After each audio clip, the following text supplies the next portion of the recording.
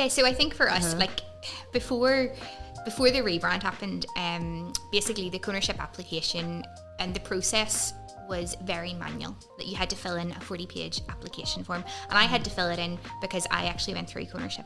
Then you had to do what was an interview, and the interview was actually a chat. And when I came along to do my interview, me and my husband came down, I made him wear a suit, and he was just like, you know, what am I saying? You know, what's happening if I say something wrong and we don't get the house? And you know, the stress levels, and it was literally like, oh, do you understand what it is? Blah blah blah blah. And it was just the wording. It was just a chat. So it was the wording.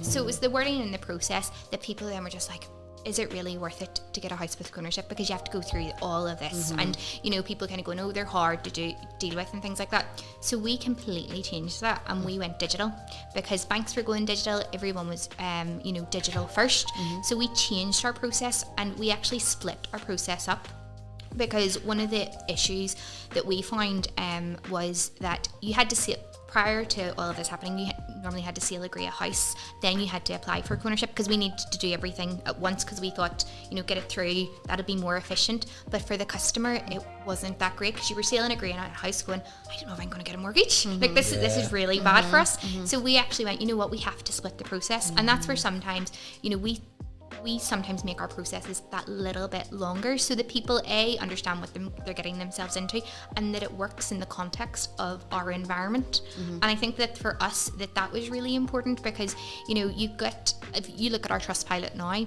it'll say buying a house was really stressful. We can never do anything about that because there's so many different parts, but ownership were there to help us. Ownership's process was easy. They, you know, again, full transparency, so we have a portal that people can log in and kind of go, oh, where's my house, you know, where's the purchase at? Oh, it's with the solicitor. Because what had happened before that, and if you've ever bought a house, everyone blames everything on the solicitor. They're like, oh, everything's with the solicitor. But it is usually their fault. I know.